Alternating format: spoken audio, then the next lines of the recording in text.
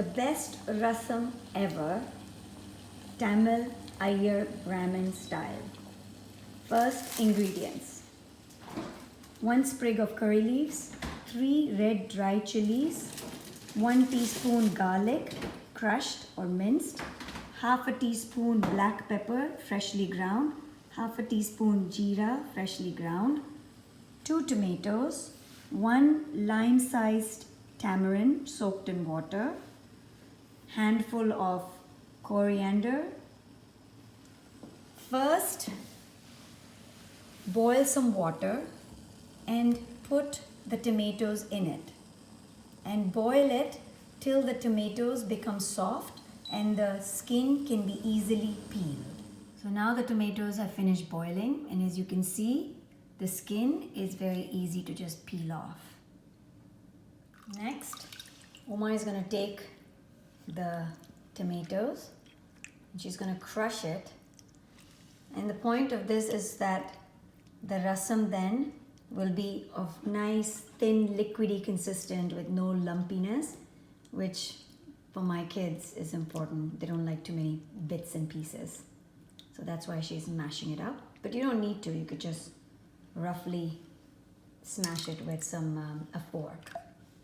So she's put the tomatoes back in that water that it was boiling in. And now she's going to add to it the tamarind water. Just the water without the pips.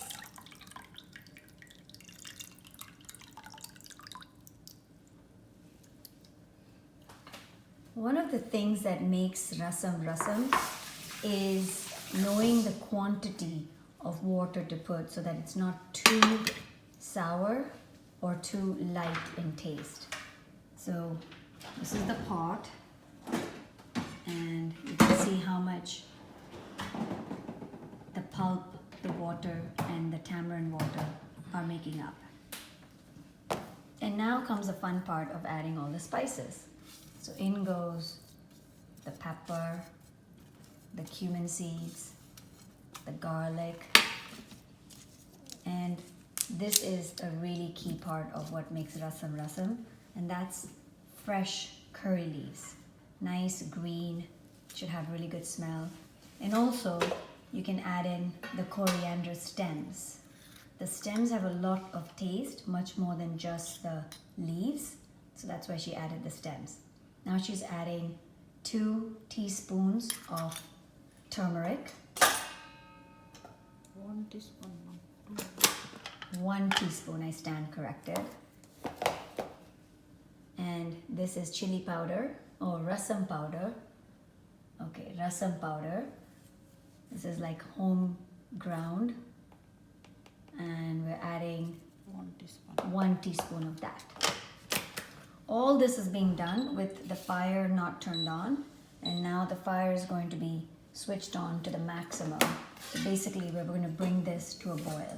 To this, we're now going to add a teaspoon of salt, and we're going to let it boil for about 10 minutes.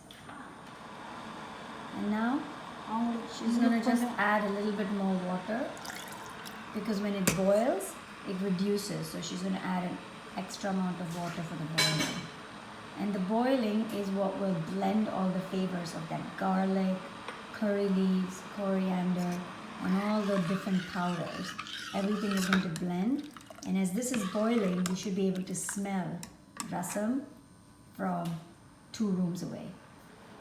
Uma is making a pulp of the tur dal, lentils, which is the common lentils used in Tamil cooking. And when she boiled it in the pressure cooker, she put extra water, and here is just the dal water, which she's going to use later on in the rasam. As you can see, it's now come to a boil. The rasam is now boiling. And if you were here, you would be able to smell the divine rasam.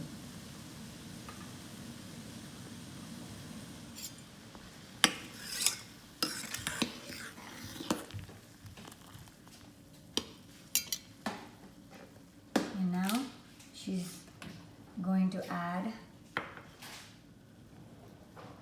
the dal. 1, 2 tablespoons of dal, and about 1 cup of dal water.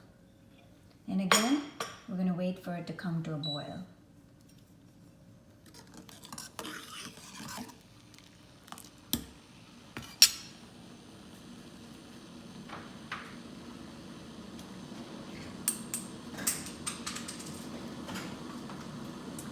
And these are some of the tricks of the tray.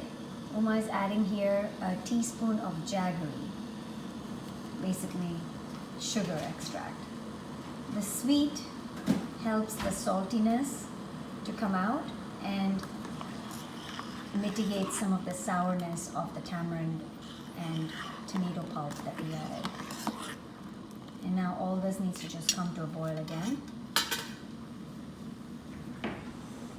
Uma tells me that it's not a good idea to boil the rasam too much, as that will remove the flavor of all the powders. She says it's done. And now she's going to temper it or season it at the end. So for the seasoning, she's going to add 1 tablespoon of ghee or clarified butter.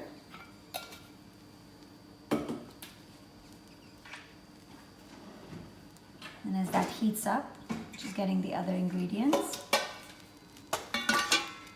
This, by the way, is a masala box. Very useful, so you don't have to keep hunting for different spices as you're cooking.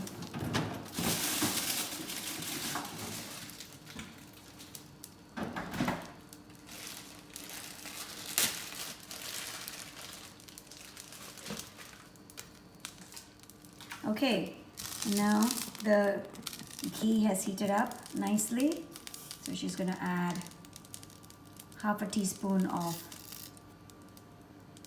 mustard seeds, 3 red chilies. You have to wait for the mustard seed to splutter.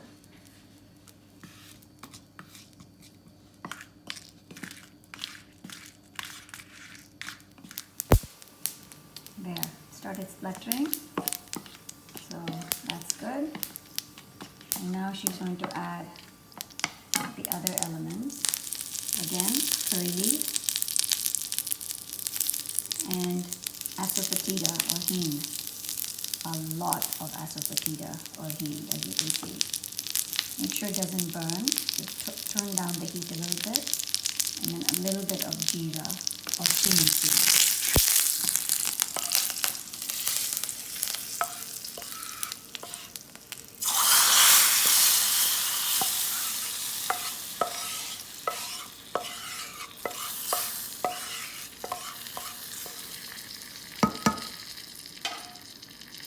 That is close to the rasam being done.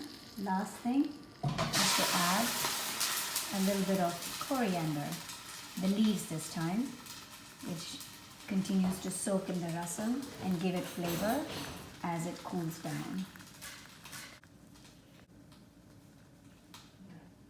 Done. Thank you, Uma. This is my kid's favorite rasam.